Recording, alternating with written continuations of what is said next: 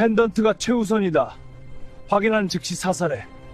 폭설이 쏟아지는 계곡 아래 불길에 휩싸인 차 안에 한 여자가 갇혀 있었습니다. 그 여자를 꺼낸 건 군복도 경찰복도 아닌 산골 노총각의 거친 손이었어요. 아무도 몰랐습니다. 그 손이 대통령을 3번 지킨 손이라는 걸.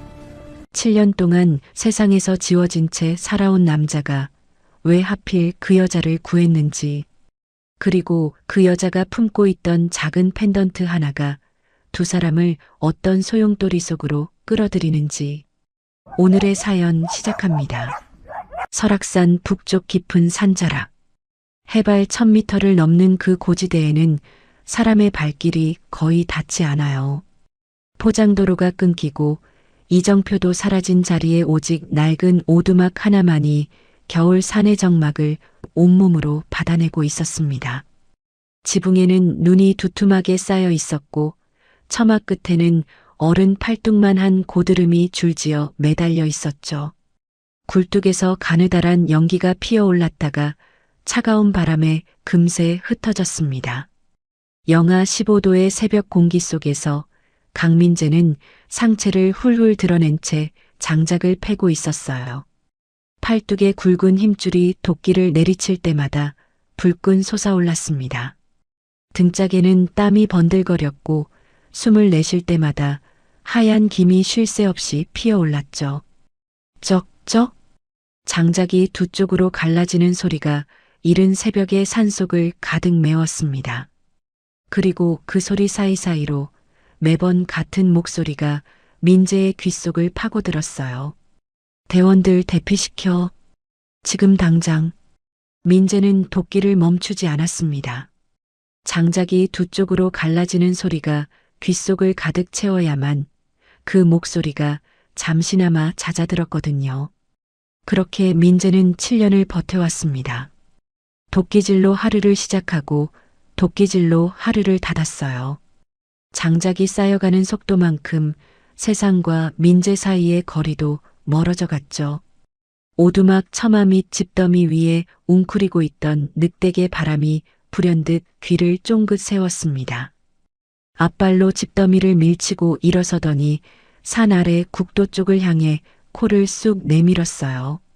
콧등이 실룩거렸고 혀를 날름거리던 입이 꾹 다물렸습니다. 낮고 굵은 소리가 바람의 목구멍 깊은 곳에서 새어나왔어요. 털이 목덜미부터 등줄기를 타고 곤두서기 시작했죠. 민재가 도끼질을 멈추고 바람을 바라봤습니다. 7년 동안 이 산에서 함께 산 짐승이었어요. 멧돼지가 코앞까지 들이닥쳐도 뱀이 발치를 스쳐 지나가도 저렇게 털을 세운 적이 없었습니다. 바람이 저 모습일 때는 언제나 사람이 문제였죠. 민재는 도끼를 내려놓고 귀를 기울였어요. 처음에는 그냥 바람 소리인 줄 알았습니다. 산속에 부는 바람은 때로 사람 목소리처럼, 때로 차 소리처럼 들리기도 하니까요. 그런데 이번엔 달랐습니다. 산 아래 국도 쪽에서 엔진 굉음이 올라왔어요.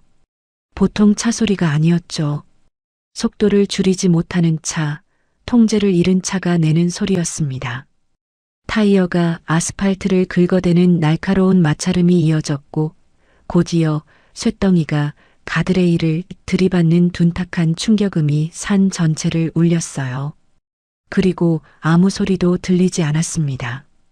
그 정막이 오히려 더 섬뜩했죠. 민재는 이미 오두막 안으로 뛰어들고 있었어요. 벽에 걸린 두꺼운 방한복을 낚아채 팔에 걸치고 선반 위에 손전등을 집어들었습니다. 바람은 민재의 신호도 기다리지 않고 산길을 향해 먼저 달리고 있었어요. 절벽 아래는 참혹했습니다. 검은색 대형 세단이 계곡 비탈면에 처박혀 있었어요. 앞 유리가 산산조각 난 채 사방으로 흩어져 있었고 차체는 반쯤 뭉개진 모양으로 옆으로 기울어져 있었습니다. 보닛에서는 연기가 피어올랐고 타이어 한 짝은 아예 분리된 채 저만치 굴러가 있었죠. 민재는 비탈면을 빠르게 내려갔어요. 눈과 낙엽이 뒤섞인 경사면을 두 손으로 짚어가며 차 쪽으로 접근했습니다. 운전석 문은 충격으로 완전히 뭉개져 있었고 조수석 쪽 문만 간신히 형태를 유지하고 있었어요. 민재가 조수석 문을 두 손으로 잡아당겼습니다. 잠겨 있지 않았어요. 문이 삐걱거리며 열리자 안쪽에서 짙은 매캐한 냄새가 확 밀려왔습니다. 운전석의 한 여자가 핸들에 상체를 기댄 채 의식을 잃고 있었죠. 나이는 40대 초반으로 보였어요. 이마에서 흘러내린 피가 머리카락을 타고 볼을 적시며 코트기까지 번져 있었습니다. 고급스러운 검은 코트는 앞쪽이 찢겨 있었고 목 언저리에는 작은 금빛 펜던트 하나가 덜렁거렸어요. 민재는 여자의 목에 손가락 두 개를 짚었습니다. 맥박이 있었죠. 가늘고 약했지만 분명히 살아있었어요. 그때 차 엔진 쪽에서 불꽃이 튀는 소리가 연달아 들렸습니다. 연기가 짙어졌어요. 민재는 망설이지 않았습니다. 여자의 안전벨트를 한 손으로 잡아 뜯듯이 풀어내고 두 팔로 몸을 받쳐 차 밖으로 끌어냈어요. 여자를 가슴으로 감싸 안은 채 눈 덮인 비탈면을 굴러 내려갔습니다. 계곡 바닥 가까이 멈추는 순간 등 뒤에서 불길이 솟구치는 소리가 요란하게 터져 나왔어요. 뜨거운 열기가 등짝을 훑고 지나갔죠. 민재는 여자를 내려다봤습니다. 숨은 쉬고 있었어요. 오른쪽 팔목이 부자연스럽게 꺾여 있었고 이마 상처에서는 여전히 피가 흘렀죠. 민재가 여자의 목에 걸린 펜던트를 손가락으로 살짝 건드렸습니다. 묵직한 감촉이었어요. 단순한 장신구가 아니었죠. 뒷면에 아주 작은 글씨가 새겨져 있었습니다. 새진그룹. 민재의 눈빛이 잠깐 흔들렸다가 다시 굳었어요. 바로 그때 절벽 위쪽에서 불빛이 움직이기 시작했습니다. 손전등이 아니었어요. 레이저 사이트였죠. 붉은 점이 불타는 차체를 천천히 훑으며 아래쪽으로 내려오고 있었습니다. 민재는 즉시 몸을 바짝 낮췄어요. 눈을 가늘게 뜨고 절벽 위를 바라봤습니다. 검은 복장을 한 사내들이 로프를 걸고 하강 준비를 하는 모습이 희미하게 보였죠. 하나, 둘, 셋, 넷. 손에는 각자 장비를 들고 있었어요. 열화상 카메라였습니다. 사고 현장을 수습하러 온 사람들이 아니었죠. 민재는 여자를 등에 업었습니다. 무전기 소리가 절벽 위에서 작게 흘러내렸어요. 펜던트 확인이 최우선이다. 시신이든 뭐든 찾아내. 민재는 이를 꽉 물었습니다. 여자의 목에서 펜던트를 손으로 감싸 쥐고 자신의 품속 깊이 밀어 넣었어요. 그리고 바람에게 눈짓을 했죠. 바람은 앞장서서 어둠 속으로 달렸습니다. 민재는 여자를 업은 채 발소리를 죽이며 비탈면을 가로질렀어요. 낙엽을 밟을 때는 발을 옆으로 틀어 소리를 줄였습니다. 눈 위에 찍히는 발자국은 소매 끝으로 쓸어 흐트러뜨렸어요. 7년 동안 이 산에서 갈고 닦은 생존 감각이 몸 구석구석에서 되살아나고 있었죠. 오두막에 도착한 민재는 여자를 두꺼운 담요 위에 조심스럽게 눕혔습니다. 난로에 불을 지피고 구급상자를 열었어요. 이마의 상처를 깨끗이 닦아낸 뒤 거즈로 단단히 눌러 지혈했습니다.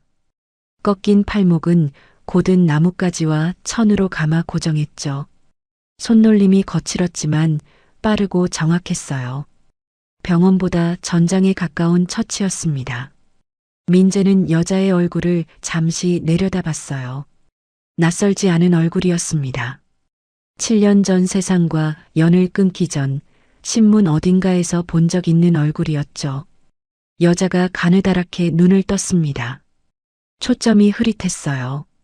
천장을 바라보다가 천천히 민재 쪽으로 시선을 돌렸죠.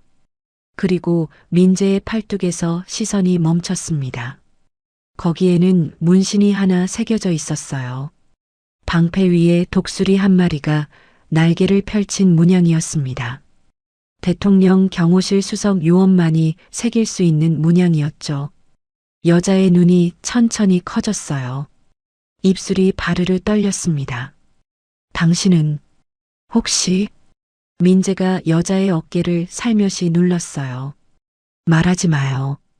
아직 움직이면 안 돼요. 여자는 입을 다물었지만 눈을 감지 않았습니다. 계속해서 민재의 팔뚝을 바라봤어요. 아버지가 살아있을 때 한 번 보여준 적 있는 사진 속 문양이었죠. 대통령을 3번 지켜낸 사람들이 새기는 문양.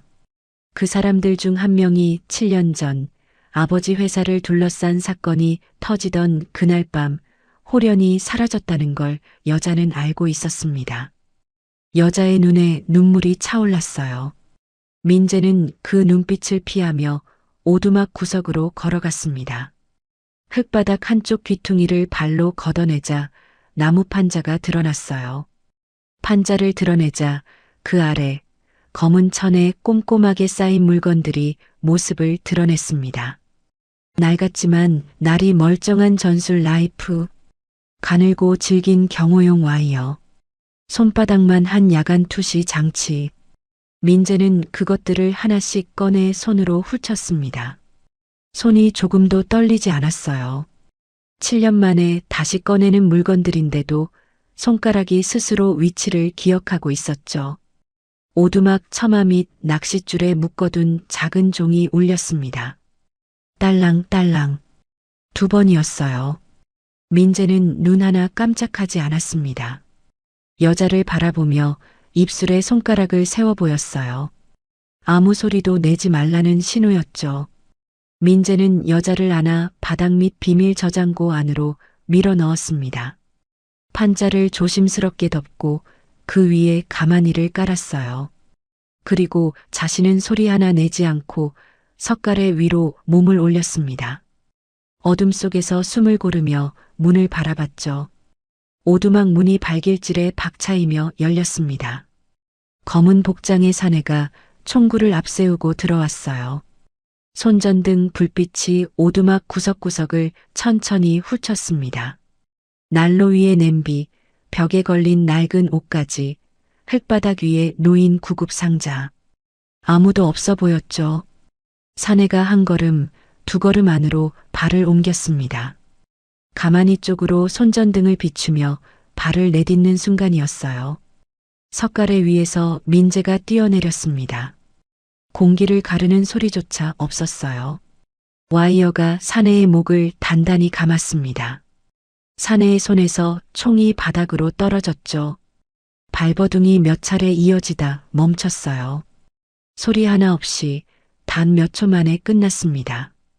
민재는 쓰러진 사내의 주머니에서 무전기를 꺼냈어요. 지직거리는 소음과 함께 목소리가 흘러나왔습니다. 펜던트가 최우선이다. 확인하는 즉시 사살해. 민재는 무전기를 쥔 손에 서서히 힘을 주었어요. 그 목소리를 알고 있었습니다. 7년 전 그날 밤 작전실 어둠 속에서 흘러나왔던 바로 그 목소리였죠. 민재의 2 눈이 싸늘하게 가라앉았습니다. 동이 트기도 전이었습니다. 민재는 오두막 창문 틈새로 산 아래를 내려다봤어요. 국도를 따라 헤드라이트 불빛이 길게 늘어서 있었습니다. 차량이 1대, 2대가 아니었죠. 10대가 넘는 차량이 산 입구 곳곳에 자리를 잡고 있었어요. 그 사이사이로 방한복을 입은 사내들이 줄지어 움직이고 있었습니다. 손에는 저마다 장비를 들고 있었죠. 드론 2대가 이미 산 중턱까지 올라와 불빛을 깜빡이며 수색을 시작하고 있었어요. 민재는 창문에서 물러섰습니다. 산의 모든 출입로가 막혀 있었어요. 어젯밤 혼자였다면 벌써 10개쯤 되는 탈출로를 머릿속에 그렸을 겁니다. 그런데 지금은 혼자가 아니었죠. 바닥 저장고에서 끌어낸 여자가 담요를 두르고 난로 앞에 앉아 있었어요. 이마의 거즈는 이미 한 차례 갈아줬고 팔목은 여전히 나뭇가지로 고정한 채였습니다. 얼굴빛이 창백했지만 눈빛은 또렷했어요. 여자가 입을 열었습니다. 목소리가 갈라졌지만 흔들리지 않았어요. 제 이름은 한세진입니다. 세진그룹 회장이에요. 민재는 대답하지 않았습니다. 여자가 말을 이었어요. 당신이 품에 넣은 그 펜던트, 그게 뭔지 알아요? 민재가 품속에서 펜던트를 꺼내 손바닥 위에 올려놓았습니다. 겉으로 보기에는 그냥 금빛 타원형 장신구였어요. 그런데 묵직함이 예사롭지 않았죠. 세진이 민재를 똑바로 바라보며 말했어요. 그 안에 이면 계약서가 들어있어요. 오태준이 대한민국 기간 산업 몇 개를 해외에 팔아넘기기 위해 만든 계약서요. 그리고 그것만이 아니에요. 살인을 시켰다는 증거도 함께 들어있어요. 민재는 펜던트를 다시 품속에 넣었습니다. 그래서요. 세진이 눈썹을 모았어요. 도와달라는 거예요. 저 혼자서는 저 사람들을 못 당해요. 민재가 창가로 시선을 돌렸습니다. 나는 더 이상 누구를 지키는 사람이 아니에요. 세진이 잠시 민재를 바라봤어요. 그러다 천천히 입을 열었습니다. 당신 팔에 새겨진 그 문양, 아버지가 사진으로 보여준 적이 있어요. 대통령을 3번 지킨 사람들이 새기는 문양이라고 했죠. 그 사람들 중 한 명이 7년 전에 사라졌다고도 했어요. 누명을 쓰고 쫓겨난 사람이라고. 민재의 등이 뻣뻣하게 굳었습니다. 세진이 계속 말을 이었어요. 그날 죽은 사람들이 있었죠. 당신 동료들이요. 그 사람들 이름이 아직도 공식 기록에는 반역자로 남아 있어요. 내가 가진 펜던트 안에는 그게 전부 거짓이라는 증거도 있어요. 민재가 천천히 세진을 돌아봤습니다. 두 눈이 가늘어졌어요. 그걸 어떻게 알아요? 세진이 담요를 여미며 대답했죠. 아버지가 죽기 전에 그 펜던트를 저한테 남겼거든요. 언젠가 쓸 날이 올 거라고 했어요. 오두막 안에 잠시 침묵이 흘렀어요. 난로 속에서 장작이 타닥 소리를 냈습니다. 민재는 바람을 바라봤어요. 바람은 여전히 문 쪽을 향해 귀를 세우고 있었습니다. 드론 소리가 점점 가까워지고 있었죠. 민재는 결단을 내렸어요. 오두막에서 더 버티는 건 불가능했습니다. 드론이 열화상으로 이 일대를 훑으면 늦어도 1시간 안에 위치가 노출될 거였죠. 민재가 세진을 향해 말했습니다. 걸을 수 있어요? 세진이 이를 악물며 일어섰어요. 팔목이 욱신거리는지 얼굴을 잠깐 찌푸렸지만 서 있었습니다. 걸을 수 있어요. 민재가 등에 맬 수 있는 청가방에 비상식량과 와이어, 나이프를 챙겨 넣었어요. 세진에게는 두꺼운 방한복을 건넸습니다. 소리내지 말고 나만 따라와요. 산속은 어두웠습니다. 해가 뜨기 전에 사는 낮과 완전히 다른 세계였어요. 발 아래가 보이지 않았고 나무들은 어둠 속에서 검은 기둥처럼 서 있었죠. 민재는 앞장서서 걸었습니다. 손전등은 켜지 않았어요. 7년 동안 이 산을 눈 감고도 다닌 사람이었습니다. 어느 돌부리가 미끄럽고 어느 나무 뿌리가 발목을 잡는지 몸이 먼저 알았죠. 세진은 뒤에서 민재의 옷자락을 붙잡고 따라왔어요. 숨을 참으며 발을 옮겼지만 부러진 팔목이 몸의 균형을 자꾸 흐트러뜨렸습니다. 눈길에 발이 미끄러져 무릎을 짚는 순간 민재가 뒤를 돌아보지도 않고 손을 내밀었어요. 세진은 그 손을 잡았습니다. 바람은 두 사람 앞에서 조용히 길을 열었어요. 코로 공기를 훑으며 이상한 냄새가 나면 멈추고 안전하면 다시 걸었습니다. 1시간쯤 올랐을까요? 드론 소리가 다시 가까워졌습니다. 민재가 세진의 팔을 잡아 바위 옆 숲을 속으로 끌어당겼어요. 두 사람은 숨을 죽이고 바짝 엎드렸습니다. 드론이 머리 위를 지나갔어요. 열화상 카메라가 돌아가는 소리가 선명하게 들렸죠. 숲을 사이로 드론의 불빛이 흘러갔습니다. 민재는 꼼짝하지 않았어요. 세진도 이를 악물고 버텼습니다. 바람은 수풀 속에 납작하게 엎드린 채 꼬리 하나 흔들지 않았죠. 드론이 멀어지자 민재가 다시 일어났어요. 조금만 더 올라가면 암벽이 있어요. 거기 동굴로 가면 드론이 못 찾아. 세진이 숨을 고르며 고개를 끄덕였습니다. 민재가 앞장서서 걸음을 옮기는데 뒤에서 세진이 작게 불렀어요. 저기요. 민재가 돌아봤습니다. 세진이 민재를 바라보며 말했어요. 7년 전 그날 당신 동료들 이름이 뭐예요? 민재의 발이 멈췄습니다. 어둠 속에서 민재의 얼굴이 굳었어요. 한참 아무 말도 하지 않던 민재가 낮게 입을 열었습니다. 왜 그걸 물어요? 세진이 민재를 똑바로 바라봤어요. 기억하고 싶어서요. 제대로 된 이름으로. 민재는 대답하지 않았습니다. 그냥 돌아서서 다시 걸었어요. 하지만 손가락이 살짝 쥐어지는 게 보였습니다. 어둠 속에서 바람이 낮게 짖었어요. 멀리서 드론 소리가 다시 들려왔습니다. 암벽 아래에 도착했을 때 하늘이 희끄무레하게 밝아오고 있었습니다.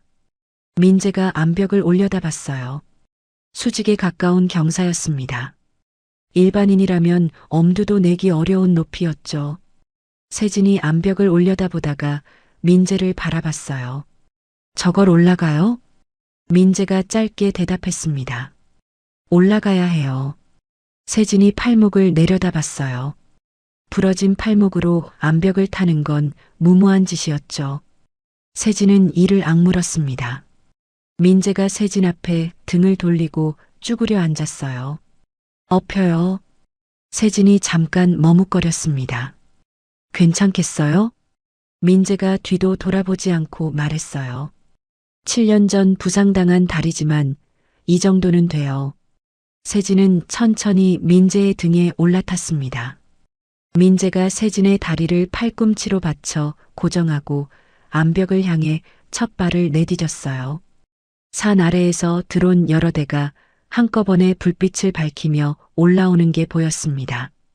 수색망이 좁혀지고 있었어요. 민재는 보지 않았습니다. 그냥 위만 봤어요. 손이 바위를 잡을 때마다 힘줄이 솟아올랐고 다리가 발판을 디딜 때마다 낡은 부상 부위가 묵직하게 신호를 보냈습니다. 민재는 그 신호를 무시하며 한 발자국씩 올랐어요. 세진은 민재의 목에 팔을 두르고 숨을 죽였습니다. 아래를 내려다보지 않으려 했지만 저절로 눈이 내려갔어요. 이미 10여 미터를 올라와 있었습니다. 세진은 눈을 질끈 감았죠. 민재가 낮게 말했어요. 눈 감지 말아요. 눈 감으면 더 무서워. 세진이 눈을 떴습니다. 민재의 뒷목이 보였어요. 땀이 줄줄 흘러내리고 있었습니다. 하지만 민재의 손은, 민재의 다리는 단 한 번도 흔들리지 않았죠. 세진은 그 뒷목을 바라보며 이상한 안도감을 느꼈습니다. 처음 느껴보는 감각이었어요. 자신이 가진 모든 것을 빼앗으러 달려드는 세상 한복판에서 이 사람의 등 위에서만큼은 아무것도 두렵지 않았습니다. 암벽 중턱 어딘가에서 민재의 발이 잠깐 미끄러졌어요. 세진이 민재의 목을 더 꽉 붙잡았습니다. 민재는 미끄러진 발을 바위 틈에 다시 끼워 넣으며 멈추지 않고 올랐어요. 산 아래에서 드론의 불빛이 암벽을 향해 방향을 틀었습니다. 암벽을 다 오르고 나서 두 사람은 한동안 말이 없었습니다. 민재는 세진을 등에서 내려놓고 바위에 등을 기댄 채 숨을 골랐어요. 다리가 욱신거렸지만 표정에는 아무것도 드러내지 않았죠. 세진은 바위에 털썩 주저앉아 아래를 내려다봤습니다. 드론 불빛들이 암벽 아래에서 어지럽게 움직이고 있었어요. 바람이 동굴 쪽으로 먼저 걸어가며 뒤를 돌아봤습니다. 민재가 세진에게 고개를 까딱했어요. 동굴 안은 생각보다 넓었습니다. 어른 5명이 누워도 될 만한 공간이었어요. 안쪽에서 지하수가 졸졸 흐르는 소리가 들렸고 돌벽에서는 차가운 기운이 스며 나왔죠. 민재는 가방에서 비상용 발열팩을 꺼내 세진에게 건넸습니다. 세진이 발열팩을 손에 쥐며 물었어요. 여기서 얼마나 있어야 해요? 민재가 동굴 입구 쪽을 바라보며 대답했습니다. 저 드론들이 암벽 아래쪽을 포기할 때까지요.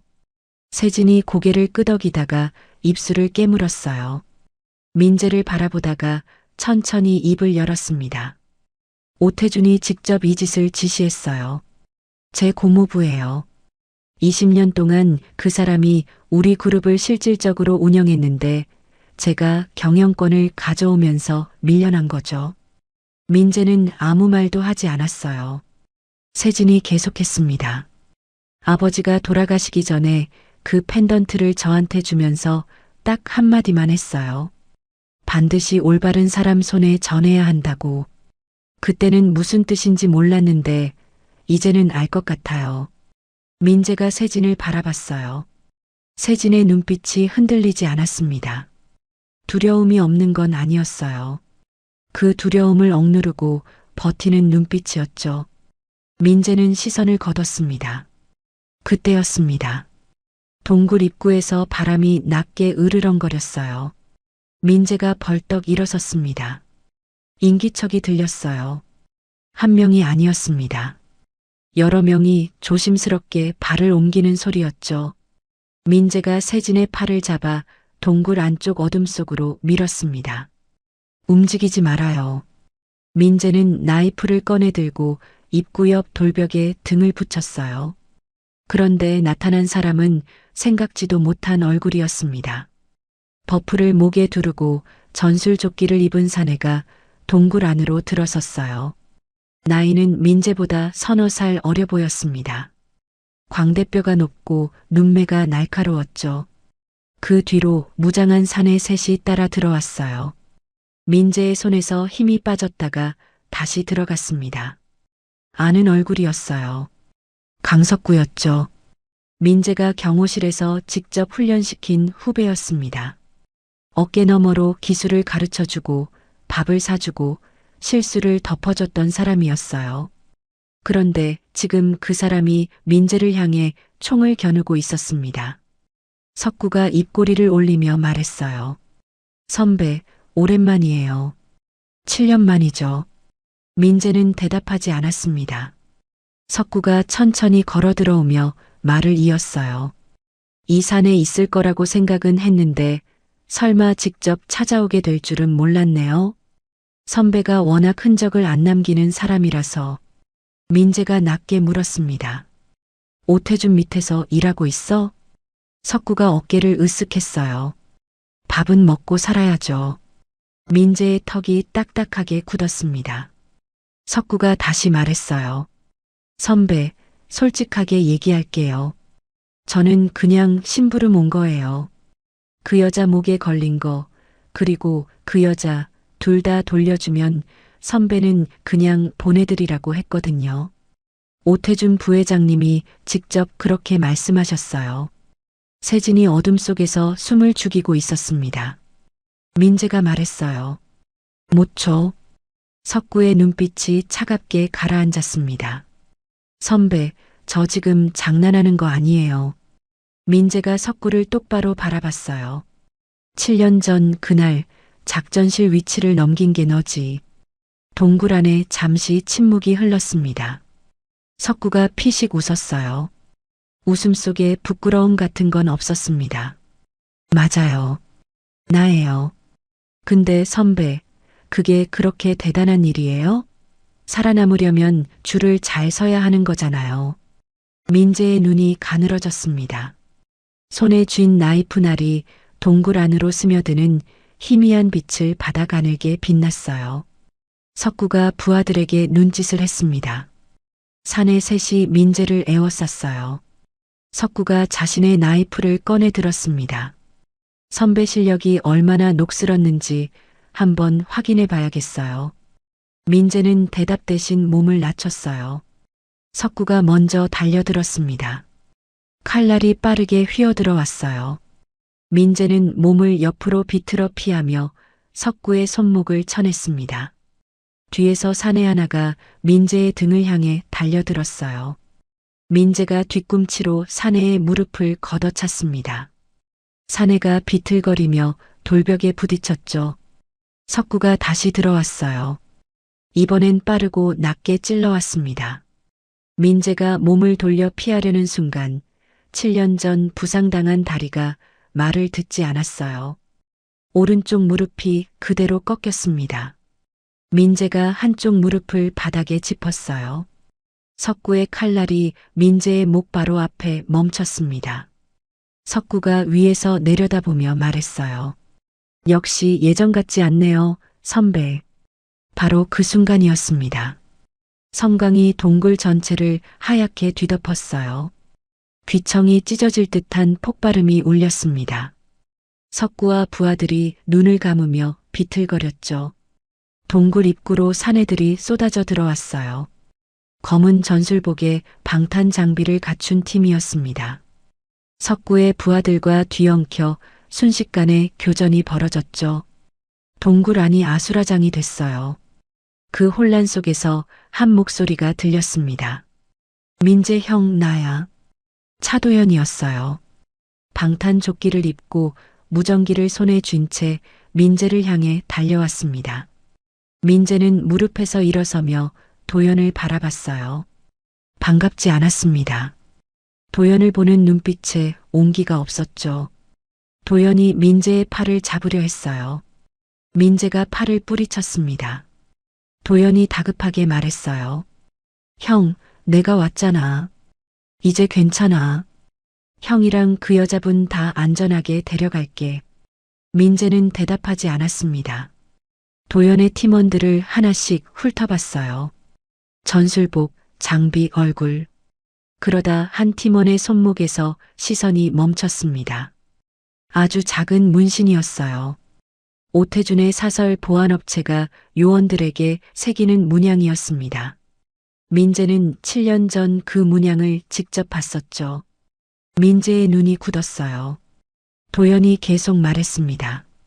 형, 펜던트를 우리한테 넘겨줘. 그러면 국정원이 직접 보호해줄게. 신변 보장할게.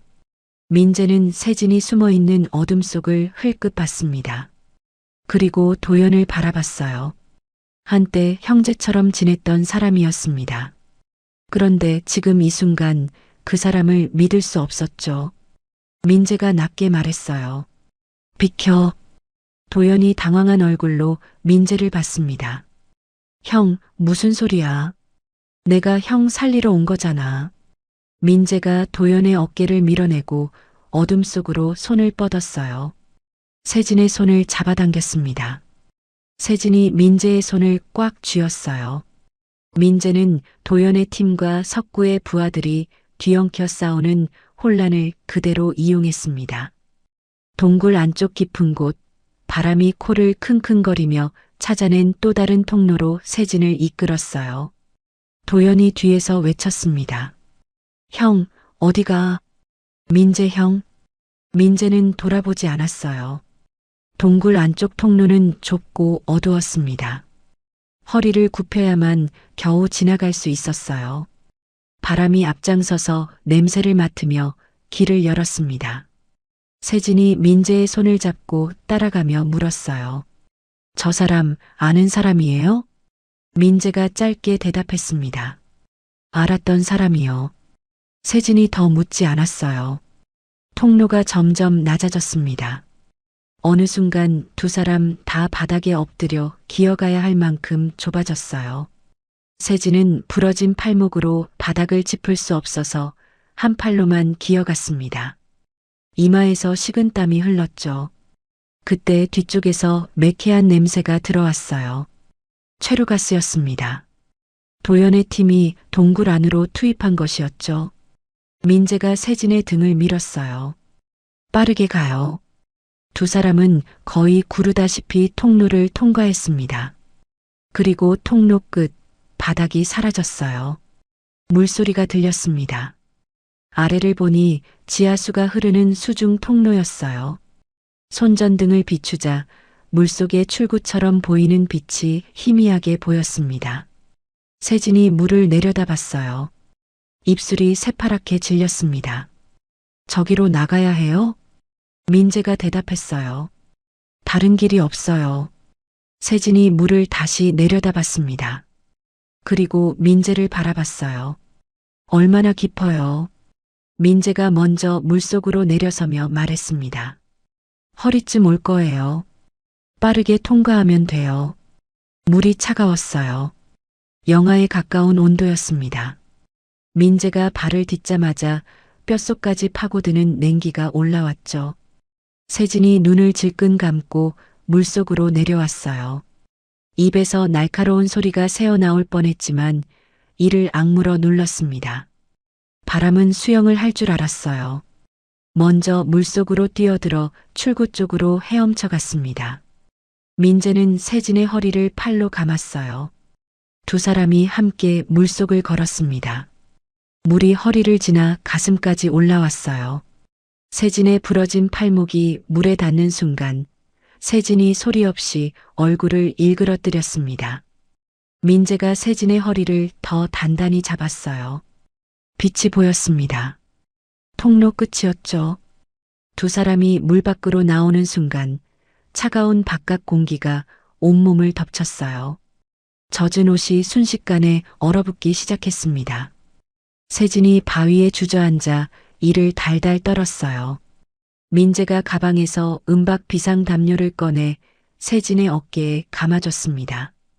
그리고 자신도 그 옆에 앉았어요. 바람은 물에서 나와 온몸을 털어내더니 민재의 발치에 와서 앉았습니다. 세진이 이를 떨면서도 민재를 바라봤어요. 고마워요. 민재는 대답하지 않았습니다. 바람이 부는 산 아래 방향을 바라봤어요. 어디선가 폭약 냄새가 희미하게 올라오고 있었습니다. 민재의 눈빛이 굳었어요. 이 산에 폭약이 들어왔다는 뜻이었습니다. 더 이상 시간이 없었죠. 민재가 일어서며 말했어요. 쉬면 안 돼요. 움직여야 해요. 차도연의 헬기가 산등성이를 스치듯 내려왔습니다. 회전 날개 소리가 귓전을 때렸고 차가운 바람이 사방으로 퍼졌어요. 민재는 세진을 부축한 채 헬기 쪽으로 달렸습니다. 바람이 옆에서 나란히 뛰었어요. 헬기 문이 열리며 도연이 손을 내밀었습니다. 민재는 세진을 먼저 밀어 올렸어요. 그리고 자신도 헬기에 올라탔죠. 도연과 눈이 마주쳤습니다. 민재는 바로 시선을 거뒀어요. 헬기가 산을 벗어나며 고도를 높였습니다. 아래로 산 입구를 봉쇄하고 있던 차량들이 점점 작아졌어요. 드론들이 헬기를 쫓아오다 따라잡지 못하고 멈췄죠. 도연이 민재 옆에 앉으며 말했어요. 형, 일단 내 말 들어봐. 민재는 창밖을 바라봤습니다. 도연이 조끼 안쪽에서 서류 봉투를 꺼냈어요. 민재의 무릎 위에 올려놓았습니다. 형이 조직에 배신당했다고 생각하는 거 알아? 근데 이거 봐. 오태준이 국정원 안에 심어놓은 사람들 명단이야. 내가 혼자 3년 동안 추린 거야. 민재가 봉투를 내려다봤습니다. 손으로 집어들지는 않았어요. 도연이 계속 말했어요. 아까 그 팀원 손목에 문신 있는 거 형이 봤지. 나도 알아. 그 사람은 내가 일부러 끼워 넣은 거야. 오태준 쪽에 흘릴 정보를 잘못 흘리려고. 형이 나를 못 믿는다는 거 알면서도 데려온 이유가 있어. 헬기 안이 잠시 조용했습니다. 세진이 건너편 좌석에서 두 사람을 바라봤어요. 민재가 봉투를 천천히 집어들었습니다. 안에서 종이 여러 장이 나왔어요. 이름과 직급, 계좌번호가 빼곡히 적혀 있었습니다. 민재의 눈이 한 줄 한 줄을 훑어 내려갔어요. 중간에 아는 이름이 보였습니다. 7년 전 자신에게 공모자 누명을 씌웠던 사람이었죠. 민재의 손가락이 그 이름 위에서 멈췄어요. 도연이 낮게 말했습니다. 형이 산속에 처박혀 있는 동안 나 혼자 다 했어. 이제 형이 나와야 해. 민재가 봉투를 다시 덮었습니다. 창밖을 바라보다가 짧게 말했어요. 어디로 가는 거야? 도연의 얼굴에 안도감이 스쳤습니다. 안전가옥이야. 오태준 손이 닿지 않는 곳. 안전가옥은 서울 외곽의 낡은 창고 건물이었어요. 겉으로 보기엔 오래된 물류 창고였지만 안으로 들어서면 완전히 달랐습니다. 방음벽으로 둘러싸인 작전실이 있었고 한쪽에는 의료 장비가 갖춰진 처치실이 있었죠. 도연의 사람들이 세진을 처치실로 안내했어요. 팔목을 제대로 고정하고 이마 상처를 다시 꿰맸습니다. 세진은 처치를 받으면서도 눈을 감지 않았어요. 작전실 쪽에서 들려오는 소리에 귀를 기울이고 있었죠. 민재는 작전실 한쪽 구석에 서 있었습니다. 도연이 화면 가득 펼쳐진 지도와 서류들을 가리키며 설명했어요. 오태준이 이번 주 안에 세진그룹 주주총회를 열 거야. 세진 씨가 죽었거나 실종됐다는 걸 기정사실로 만들고 가짜 유언장을 들고 나올 가능성이 높아. 그 전에 움직여야 해. 민재는 지도를 바라보며 말했습니다. 총회 장소가 어디야? 도연이 세진빌딩 본사를 가리켰어요. 여기 지하 2층 대회의실이야. 오태준이 건물 전체에 자기 사람들을 배치했어. 블랙 울프 용병들이야. 민재의 눈이 건물 구조도를 천천히 훑었습니다. 도연이 말을 이었어요. 형, 이번엔 장비도 있고 사람도 있어. 나랑 같이 움직이면 돼. 민재는 잠시 침묵했다가 물었어요. 총회까지 며칠 남았어? 도연이 대답했습니다. 나흘. 민재가 고개를 끄덕였어요. 다음 날 아침 도연이 마련한 훈련시설에 민재가 들어섰습니다. 7년 동안 산속에서 몸을 쓰긴 했어요.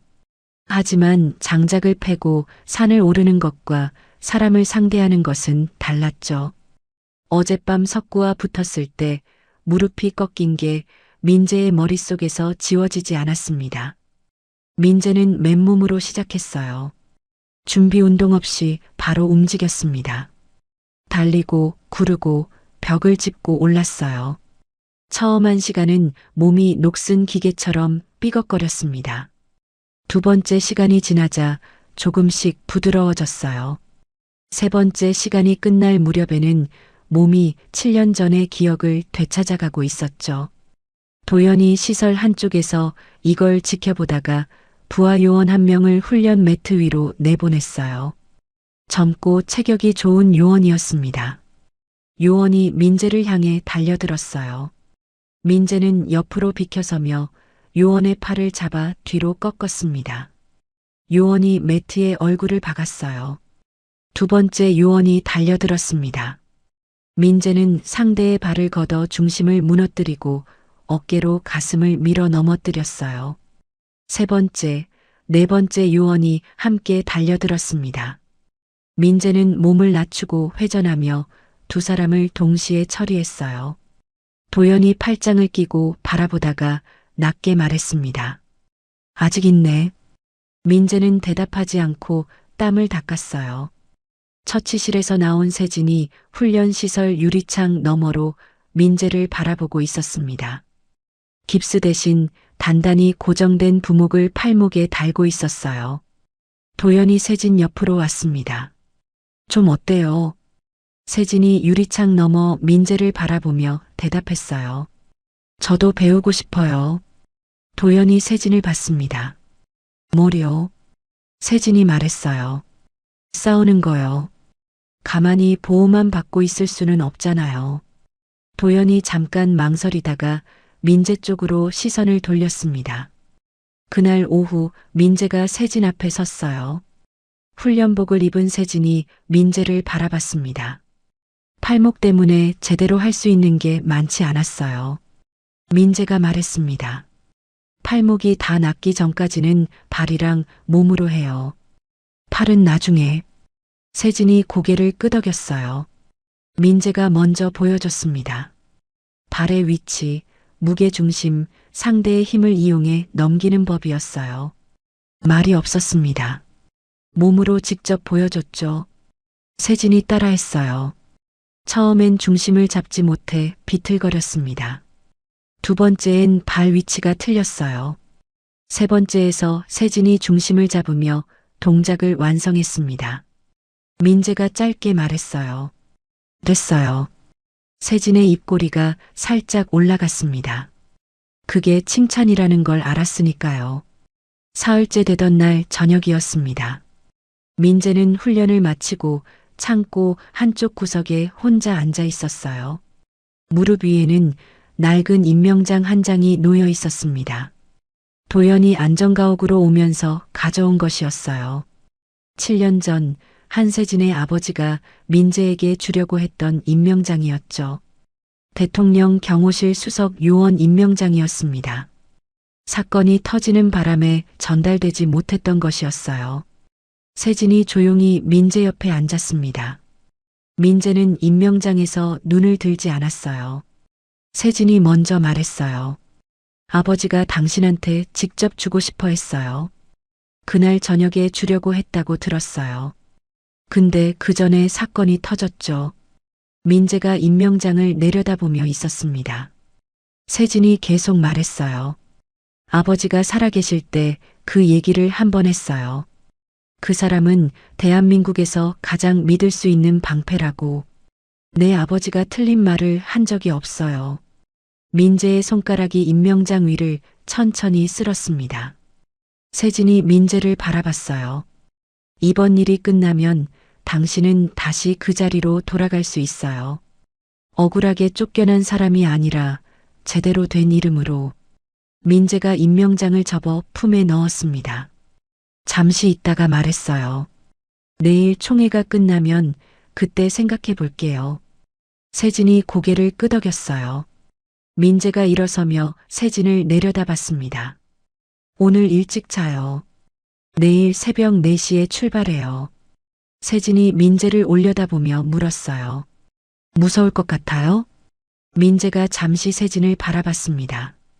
그리고 짧게 대답했어요. 나는 안 무서워요. 당신도 안 무서울 거야. 민재가 돌아서서 걸어갔어요. 세진은 그 뒷모습을 바람이 세진 옆으로 와서 앉았어요. 세진이 바람의 등을 천천히 쓰다듬었습니다. 창고 밖에서 바람이 불었어요. 내일을 향해 밤이 깊어가고 있었습니다. 새벽 4시였습니다. 창고 안은 조용했어요. 도연의 요원들이 각자 장비를 점검하며 말없이 움직였죠. 민재는 한쪽 구석에서 혼자 준비를 마쳤습니다. 검은 경호 수트를 입고 와이어건을 허리에 찼어요.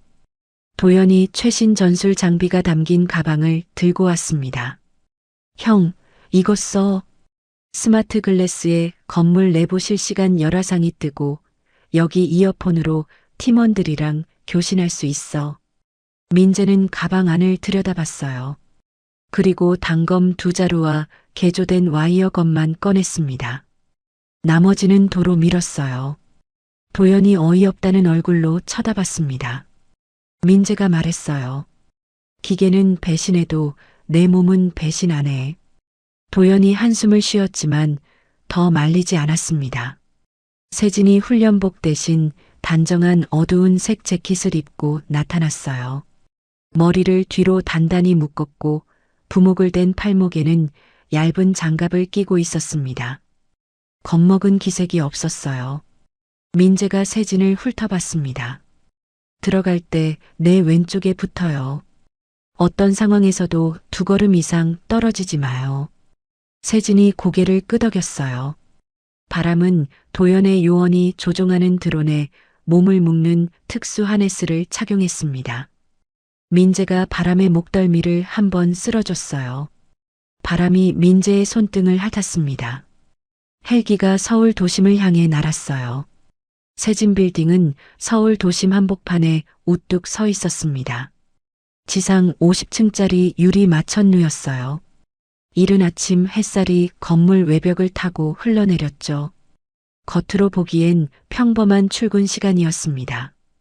그러나 건물 로비와 복도 곳곳에는 경비원 복장을 한 블랙 울프 용병들이 자리를 잡고 있었어요. 지하 2층 대회의실에는 주주들이 하나둘 모여들고 있었습니다. 단상 위에는 이미 오태준이 자리를 잡고 있었어요. 짙은 감색 정장을 입고 양손을 앞에 모은 채 마치 오래전부터 그 자리가 자신의 것이었던 사람처럼 앉아 있었죠. 오태준 옆에는 두툼한 서류 봉투가 놓여 있었습니다. 가짜 유언장이었어요. 오태준이 옆에 선 부하에게 낮게 말했습니다. 세진 쪽에서 아직 아무 움직임 없지. 부하가 고개를 숙이며 대답했어요. 네, 없습니다. 오태준이 입꼬리를 올렸습니다. 그럼 됐어. 헬기가 세진 빌딩 옥상에서 50m 상공에 떴습니다. 민재가 헬기 문을 열었어요. 차가운 바람이 쏟아져 들어왔습니다. 도연이 민재에게 무전기를 건네며 말했어요. 옥상 헬기장에 용병 둘 있어. 형이 처리하고 세진 씨 데리고 들어가. 나는 지하 통신실 쪽으로 갈게. 민재가 무전기를 받아 허리에 찼습니다. 세진이 민재 옆에 섰어요. 아래를 내려다보지 않으려 했지만 저절로 눈이 갔습니다. 발 아래 50층 높이였어요. 세진의 손가락이 헬기 문틀을 꽉 잡았습니다. 민재가 세진에게 말했어요. 아래 보지 말고 나만 봐요. 세진이 민재를 바라봤습니다. 민재가 윙수트 고리를 세진의 몸에 연결했어요. 자신과 세진을 짧은 안전줄로 이었습니다. 셋세면 같이 뛰어요. 세진이 이를 악물었어요. 하나. 세진의 손이 떨렸습니다. 둘. 민재의 눈이 옥상을 향해 고정됐어요. 셋. 두 사람이 헬기 밖으로 몸을 던졌습니다. 바람이 귓전을 때렸어요. 세진은 눈을 감지 않았습니다. 민재가 옆에서 방향을 잡으며 옥상 헬기장을 향해 각도를 틀었어요. 두 사람의 발이 옥상 바닥에 닿는 순간 민재가 세진의 몸을 옆으로 끌어당겨 충격을 흡수했습니다. 옥상 헬기장에 있던 용병 2명이 놀라 총을 들었어요.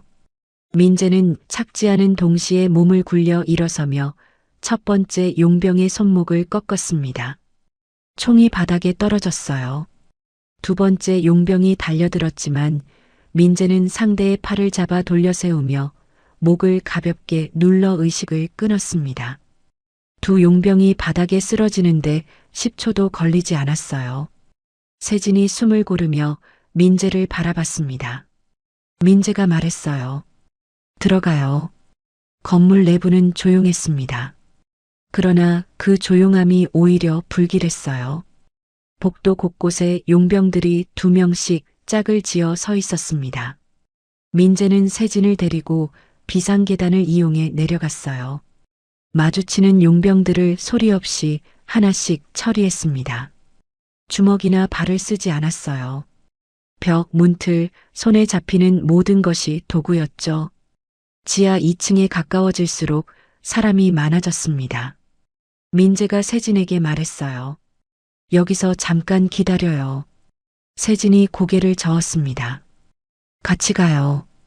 민재가 세진을 봤어요. 세진이 말했습니다. 내가 들어가야 주주들이 움직여요. 나 없이는 아무것도 안 돼요. 민재가 잠시 세진을 바라봤어요. 그리고 고개를 끄덕였습니다. 바로 그때 도연의 목소리가 무전기에서 흘러나왔어요. 형, 통신실 장악했어. 준비됐으면 신호 줘. 민재가 무전기에 대고 말했습니다. 지금 건물 안의 모든 스피커에서 소리가 터져 나왔어요. 오태준의 목소리였습니다. 선명하고 또렷했죠. 그 여자는 처리해. 펜던트만 가져오면 돼. 그리고 또 다른 목소리가 이어졌어요. 사람을 죽이라는 거잖습니까? 돈 받으면 하는 거야. 대회의실 안이 술렁였습니다. 주주들이 서로 얼굴을 마주봤어요. 오태준이 벌떡 일어서며 단상 위 마이크를 잡았습니다. 이건 조작된 녹음입니다. 속지 마십시오. 그 순간 대회의실 문이 열렸어요. 세진이 들어섰습니다. 회의실 안이 순간 얼어붙었어요. 죽었다고 알려진 사람이 멀쩡하게 서 있었으니까요. 세진의 얼굴에는 긁힌 상처가 있었고 팔목에는 부목이 달려 있었습니다. 하지만 눈빛은 그 어느 때보다 또렷했어요. 오태준의 얼굴이 굳었습니다. 세진이 회의실 안으로 걸어 들어가며 말했어요. 여러분, 저 살아있습니다. 세진이 펜던트를 꺼내 들었습니다. 손가락으로 잠금 장치를 눌렀어요. 딸깍 소리와 함께 펜던트가 열렸습니다. 세진이 회의실 한쪽 벽면 스크린을 향해 펜던트 안에 장치를 연결했어요. 주주들의 태블릿 화면이 일제히 켜졌습니다. 영상이 흘렀어요. 오태준이 이면 계약서에 서명하는 장면, 살인을 지시하는 장면, 국가기관 산업 매각 계약을 체결하는 장면이 선명하게 담겨 있었습니다. 회의실이 웅성거리기 시작했어요. 오태준이 용병들을 향해 외쳤습니다. 다 잡아. 용병 6명이 세진을 향해 달려들었어요. 민재가 세진 앞을 막아섰습니다. 첫 번째 용병의 팔을 낚아채 뒤로 꺾고 두 번째 용병의 발을 걸었어요. 세 번째 용병이 주먹을 날렸습니다. 민재는 고개를 옆으로 틀어 피하며 상대의 팔을 잡아 회전시켜 넘어뜨렸어요. 네 번째 용병이 총을 꺼냈습니다. 민재가 총구를 손으로 틀어쥐고 분해했어요. 다섯 번째 용병의 발을 허벅지로 맞고 어깨로 밀었습니다. 여섯 번째 용병을 의자로 막아내며 옆으로 쳐냈어요. 회의실 안의 주주들이 뒤로 물러서며 술렁였습니다. 누군가 소리쳤어요. 저 사람이 뭐야? 민재는 세진을 단상 위로 올렸습니다. 세진이 마이크를 잡았어요. 오태준 부회장의 해임을 지금 즉시 표결에 붙이겠습니다. 주주들이 태블릿을 들었어요. 찬성표가 하나둘 올라왔습니다. 만장일치였어요. 세진이 오태준을 바라봤습니다. 고모부, 끝났어요.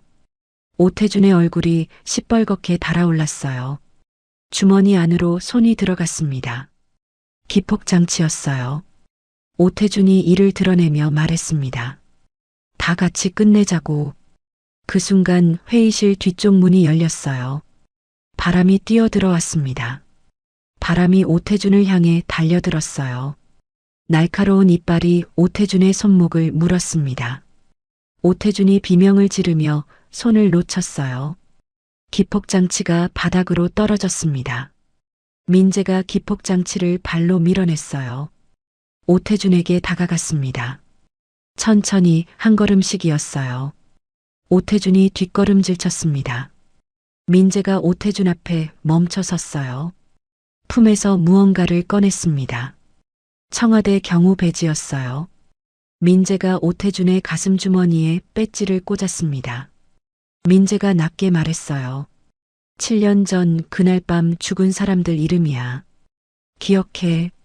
이름을 하나씩 불렀습니다. 회의실 안이 조용해졌어요. 아무도 움직이지 않았습니다. 민재가 고개를 들어 도연을 봤어요. 도연이 요원들을 이끌고 들어와 오태준의 양팔을 잡았습니다. 오태준이 끌려나가면서도 세진을 노려봤어요. 세진은 시선을 피하지 않았습니다. 모든 것이 끝난 뒤 회의실 밖 복도에 민재와 세진이 나란히 서 있었습니다. 주주들이 드나들며 세진에게 인사를 건넸어요. 세진은 고개를 끄덕이며 응대했습니다. 사람들이 빠져나가고 복도가 조용해졌어요. 세진이 민재를 바라봤습니다. 눈가가 젖어 있었어요. 세진이 입술을 달싹이다가 말했습니다. 고마워요. 민재는 대답하지 않았어요. 바닥을 잠깐 봤다가 세진을 바라봤습니다. 바람이 민재의 발치에 와서 앉았어요. 꼬리를 흔들었습니다. 민재가 입을 열었어요. 배고프죠? 세진이 피식 웃었습니다. 웃으면서 눈물이 흘렀어요. 세진이 눈물을 닦으며 말했습니다. 밥 먹어요. 내가 살게요. 민재가 짧게 말했어요. 그럽시다. 두 사람이 복도를 걸었습니다. 바람이 두 사람 사이에서 꼬리를 흔들며 나란히 걸었어요. 저녁 식탁 위에는 김이 모락모락 나는 된장찌개와 흰 쌀밥이 놓여 있었습니다. 세진이 직접 차린 밥상이었어요. 서울 외곽의 작은 단독주택이었습니다. 총회가 끝나고 일주일이 지난 뒤 세진이 민재를 위해 마련한 임시 거처였죠. 화려하지 않았어요. 마당이 있었고 바람이 마음껏 뛰어다닐 수 있는 넓이였습니다. 세진이 밥그릇을 민재 앞에 놓으며 말했어요. 된장찌개는 자신 있어요. 먹어봐요. 민재가 숟가락을 들었습니다. 한 숟가락 뜨고 씹었어요. 세진이 민재를 바라봤습니다. 어때요? 민재가 말했어요. 짜요. 세진이 눈을 동그랗게 떴습니다. 그래요? 민재가 두 번째 숟가락을 떴어요. 그래도 먹을 만해요. 세진이 픽 웃으며 자기 앞 밥그릇을 당겼죠. 바람이 식탁 옆에 앉아서 두 사람을 번갈아 봤어요. 코를 킁킁거렸습니다. 세진이 바람에게 고기 한 점을 건넸어요. 바람이 냉큼 받아먹었습니다. 민재가 바람을 보며 말했어요. 버릇 나빠져요. 세진이 말했습니다. 밥 먹을 때만이에요. 두 사람이 말없이 밥을 먹었어요. 창밖에서 바람이 불었습니다. 나뭇잎이 살랑거렸죠. 민재가 밥그릇을 비우고 수저를 내려놓았어요. 창밖을 바라봤습니다. 오랫동안 잊고 살았던 감각이었어요. 따뜻한 밥을 앞에 두고 마주 앉은 사람이 있다는 것. 그 단순한 것이 낯설게 좋았습니다. 세진이 민재를 바라봤어요. 산으로 돌아가고 싶어요? 민재가 잠시 생각하다가 대답했습니다. 모르겠어요. 세진이 고개를 끄덕였어요. 천천히 생각해요. 급하지 않아요. 민재가 세진을 봤다가 다시 창밖으로 시선을 돌렸습니다. 그때 텔레비전에서 긴급 뉴스 음악이 흘렀어요. 두 사람이 동시에 고개를 들었습니다. 화면에 자막이 떴어요. 긴급. 오태준 전 부회장, 이송중, 무장괴한에 의해 탈주. 민재가 숟가락을 내려놓았습니다. 세진의 얼굴에서 미소가 사라졌어요. 민재가 곧바로 전화기를 들었습니다. 도연에게 전화를 걸었어요. 신호가 3번 울리고 도연이 받았습니다. 도연이 먼저 말했어요. 형, 나도 방금 알았어. 이송 차량 4대 중 2번째 차가 습격당했어. 운전기사 2 사망이고 호송 요원 3명 중태야. 민재가 낮게 물었습니다. 어디서? 도연이 대답했어요. 경부고속도로 양재나들목 직전. 전문적인 팀이야. 5분 안에 끝냈어. 민재가 세진을 바라봤습니다. 세진은 텔레비전 화면을 바라보고 있었어요. 민재가 도연에게 말했죠. 지금 바로 올 수 있어? 도연이 대답했어요. 30분. 민재가 전화를 끊었습니다. 세진이 민재를 바라봤어요. 오태준이 직접 나타날까요? 민재가 말했습니다. 그 사람은 직접 안 나와요. 대신 우리가 가장 아픈 곳을 찔러. 세진이 고개를 끄덕이며 일어서려는 순간이었어요. 마당 쪽에서 바람이 짖었습니다. 1번, 2번. 경보 신호였어요. 민재가 벌떡 일어섰습니다. 세진에게 말했어요. 방으로 들어가요. 세진이 움직이는 순간 유리창 너머로 마당에서 무언가 움직이는 게 보였습니다. 그런데 바람의 소리가 뚝 끊겼어요. 민재가 마당으로 뛰어나갔습니다. 바람이 없었어요. 발자국만 있었죠. 마당 끝 담장 너머로 이어지는 발자국. 그리고 담장 위에 무언가 걸려 있었습니다. 바람의 목줄이었어요. 끊어진 목줄이었습니다. 민재가 담장 너머를 넘어다 봤어요. 아무도 없었습니다. 어둠뿐이었죠. 민재가 돌아섰어요. 집 안으로 들어서는 순간 벽면에 뭔가 쓰여 있는 게 눈에 들어왔습니다. 피로 쓴 글자였어요. 북위 38도 2분 47초, 동경 127도 32분 12초, 7년 전 암살 사건이 벌어졌던 곳의 자표였습니다. 민재는 벽 앞에 서서 그 숫자를 바라봤어요. 주먹이 쥐어졌습니다. 천천히 손등의 힘줄이 하나씩 붉어졌죠. 세진이 민재 뒤에 서서 벽을 봤어요. 그리고 민재의 등을 봤습니다. 세진이 말했어요. 바람을 잡아간 거예요. 민재가 고개를 끄덕였습니다. 말이 없었어요. 세진이 민재 앞으로 돌아왔습니다. 민재의 얼굴을 올려다봤어요. 민재의 눈빛이 흔들리고 있었습니다. 7년 동안 단 한 번도 본 적 없는 눈빛이었어요. 세진이 민재의 팔을 잡았습니다. 민재 씨. 민재가 세진을 바라봤어요. 세진이 말했습니다. 함정이에요. 알잖아요. 민재가 짧게 말했어요. 알아요. 세진이 손을 놓지 않았습니다. 바로 그때 세진의 얼굴색이 변했어요. 입술이 파랗게 질렸습니다. 손으로 입을 막았어요. 민재가 세진을 잡았습니다.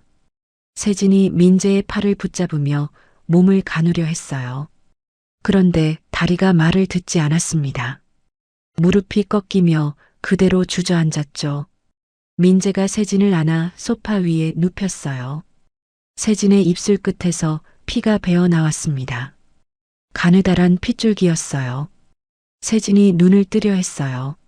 민재가 세진의 얼굴을 감싸며 말했습니다.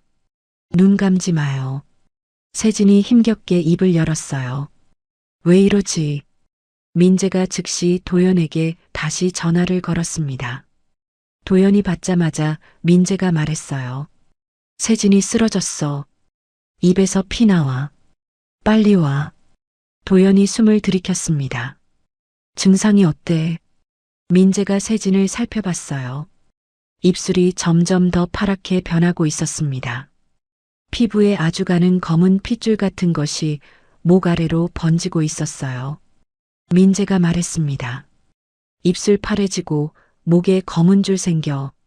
도연이 한숨을 내쉬었어요. 낮고 무거운 소리였습니다. 형, 그거 블랙 달리아야. 민재가 굳었어요. 도연이 계속 말했습니다. 오태준이 쓰는 독이야. 천천히 몸 안에서 퍼져. 발현까지 시간이 걸려서 언제 넣었는지도 몰라. 형, 빨리 병원 가야 해. 민재가 세진을 내려다봤어요. 세진의 눈이 민재를 바라보고 있었습니다. 두렵지 않다는 듯 눈을 뜨고 있었어요. 그러나 손끝이 떨렸습니다. 민재가 세진의 손을 꽉 잡았어요. 세진이 가느다랗게 말했습니다. 바람도 찾아야 하는데. 민재가 말했어요. 먼저 당신부터야. 병원 응급실은 환했습니다. 의사들이 세진을 처치실 안으로 데려갔어요. 민재는 처치실 문 앞에 섰습니다. 들어갈 수 없었죠. 도연이 민재 옆에 왔어요. 두 사람이 문 앞에 나란히 서 있었습니다. 도연이 말했어요. 해독제는 오태준이 갖고 있어. 그 사람이 직접 만든 독이라 해독제도 그 사람한테만 있어. 민재가 문을 바라보며 말했습니다. 알아.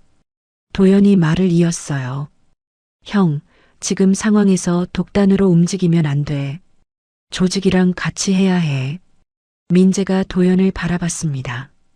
도연이 민재의 눈빛을 읽었어요. 그리고 더 말하지 않았습니다. 의사가 처치실 문을 열고 나왔어요. 두 사람이 의사를 바라봤습니다. 의사가 말했어요. 독성이 빠르게 퍼지고 있어요. 해독제 없이는 48시간을 넘기기 어려워요. 민재가 의사에게 물었습니다. 시간을 늘릴 방법은요? 의사가 잠시 망설이다가 말했어요. 완벽한 건 아니지만 독의 진행을 늦추는 처치를 할 수는 있어요. 12시간 정도는 벌 수 있을 거예요. 민재가 고개를 끄덕였습니다. 해주세요. 의사가 처치실 안으로 돌아갔어요. 도연이 민재에게 말했습니다. 형? 민재가 돌아봤어요. 도연이 말했습니다. 내가 할 수 있는 건 다 할게. 민재가 잠시 도연을 바라봤어요. 그리고 말했습니다. 국정원 장비, 오토바이, 그리고 벙커 내부 도면. 그거면 돼. 도연이 눈을 가늘게 떴어요. 형 혼자 가려고. 민재가 대답했습니다. 전화 왔어. 나 혼자 오라고. 도연이 한숨을 쉬었어요. 민재가 처치실 문을 한 번 더 바라봤습니다. 유리창 너머로 세진이 누워 있었어요. 눈을 감고 있었습니다. 목에서 검은 줄기가 조금 더 번져 있었죠. 민재가 문에서 돌아섰어요. 복도를 걷기 시작했습니다. 발소리가 없었어요. 그냥 걸었죠. 그런데 문 앞에서 멈췄습니다. 돌아보지 않고 말했어요. 도연아? 도연이 대답했습니다. 왜? 민재가 말했어요. 세진이 눈 뜨면 옆에 있어줘. 도연이 짧게 말했습니다. 알았어. 민재가 복도 끝으로 걸어갔어요. 어둠 속으로 사라졌습니다. 벙커로 가는 길은 경부 고속도로를 벗어나 비포장 산길로 이어졌습니다. 민재는 도연에게서 건네받은 오토바이를 몰았어요. 헬멧도 쓰지 않았습니다. 차가운 밤바람이 얼굴을 때렸어요. 빗방울이 하나둘 떨어지기 시작했습니다. 이내 폭우가 쏟아졌어요. 민재는 속도를 줄이지 않았습니다. 머릿속에 세진의 목에 번져가던 검은 줄기가 자꾸 떠올랐어요. 손에 힘을 줬습니다. 핸들이 삐걱거렸죠. 산길 입구에 검은 차량 2대가 막아서고 있었어요. 헤드라이트가 민재를 향해 켜졌습니다. 사내 셋이 차에서 내렸어요. 총을 들고 있었습니다. 민재는 속도를 높였어요. 사내들이 총을 들어 올리는 순간 민재는 오토바이를 옆으로 눕히며 미끄러졌습니다. 오토바이가 차량 아래로 쑤셔 들어가며 차체를 들이받았어요. 민재는 구르며 일어서서 첫 번째 사내의 총구를 꺾었습니다. 두 번째 사내가 달려들었어요. 민재는 빗속에서 몸을 낮추며 상대의 허리를 잡아 아스팔트 위로 내던졌습니다. 세 번째 사내가 뒤에서 덮쳤어요. 민재가 팔꿈치로 사내의 명치를 찌르고 어깨로 밀어냈습니다. 세 사람이 빗속 아스팔트 위에 쓰러졌어요. 민재는 쓰러진 사내 하나에게서 차 열쇠를 뺏었습니다. 검은 차에 올라타 산길로 달렸어요. 벙커 입구는 산 중턱 바위 뒤에 숨어 있었습니다. 녹슨 철문이었어요. 7년 전 민재가 수백 번 드나들었던 문이었죠. 민재는 차에서 내렸습니다. 빗속에서 벙커 입구를 바라봤어요. 불빛이 새어나오고 있었습니다. 안에 사람이 있었죠. 민재는 천천히 걸어갔습니다. 철문 앞에 섰어요. 안쪽에서 목소리가 들렸습니다. 오태준의 목소리였어요. 왔어. 예상보다 빠르네. 스피커를 통해 흘러나오는 목소리였습니다. 민재가 철문 옆 인터폰을 눌렀어요. 문 열어. 잠시 침묵이 흘렀습니다. 오태준이 말했어요. 혼자 왔어? 민재가 대답했습니다. 그랬으면 좋겠어? 찰컥 소리와 함께 문이 열렸어요. 민재가 안으로 들어섰습니다. 벙커 안은 넓었어요. 천장이 높았고 곳곳에 전구가 달려 있었습니다. 한쪽 벽면에는 모니터 여러 대가 켜져 있었어요. 모니터 중 하나에 병원 복도가 보였습니다. 세진이 누운 처치실 바깥 복도였어요. 도연이 복도 의자에 앉아있는 모습이 찍혔습니다. 오태준이 벙커 중앙에 서 있었어요. 깔끔한 양복 차림이었습니다. 탈주한 사람처럼 보이지 않았어요. 오히려 처음부터 이 벙커가 자신의 집이었던 사람처럼 서 있었죠. 그리고 오태준의 옆에 철창이 있었습니다. 철창 안에 바람이 있었어요. 바람은 민재를 보자마자 짖었습니다.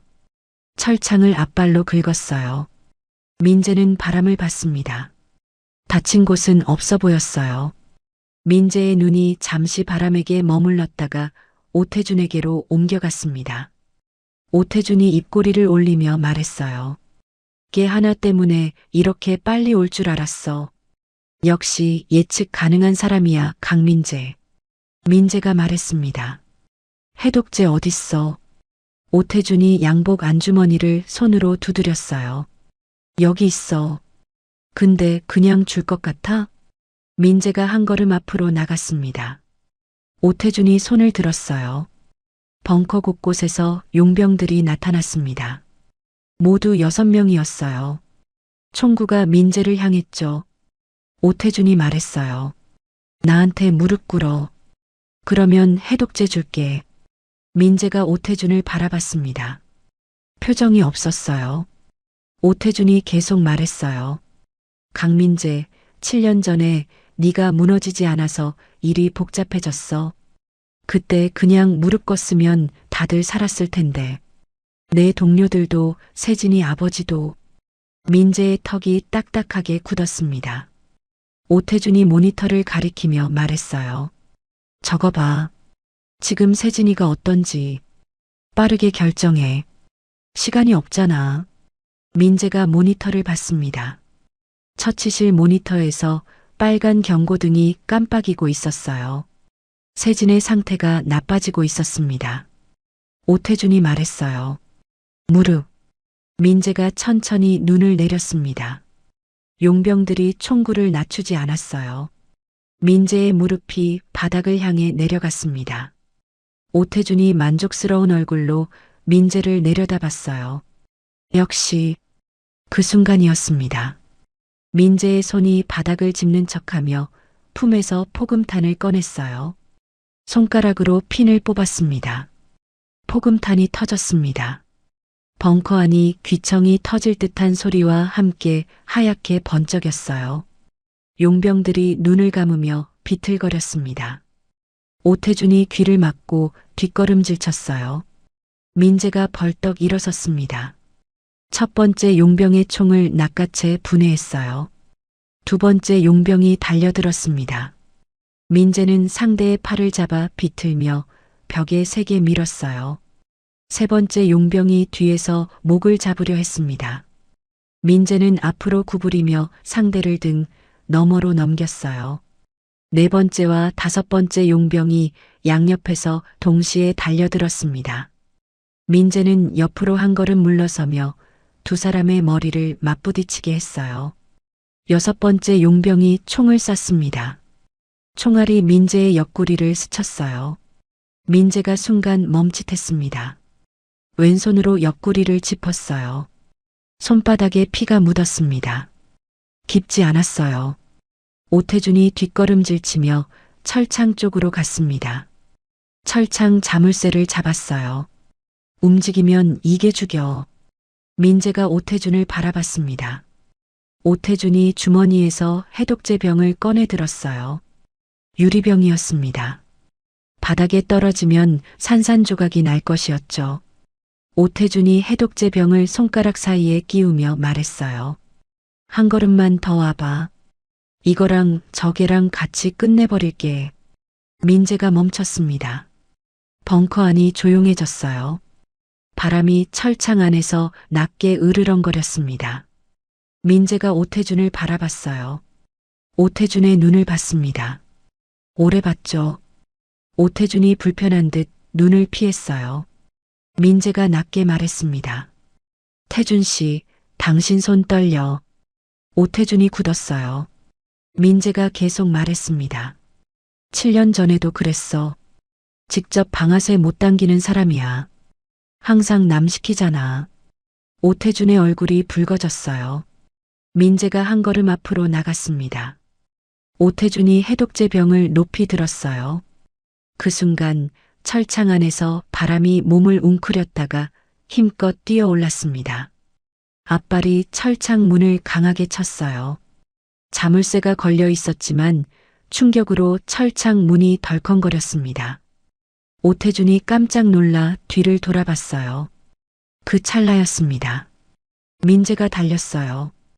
오태준이 다시 돌아서며 해독제 병을 내려치려 했습니다. 민재의 손이 오태준의 손목을 잡았어요. 해독제 병이 바닥으로 떨어졌습니다. 민재의 발등이 병 아래로 파고들었어요. 병이 바닥에 닿기 직전 발등 위에 사뿐히 올라앉았습니다. 오태준이 민재의 손목을 벗어나려 발버둥쳤어요.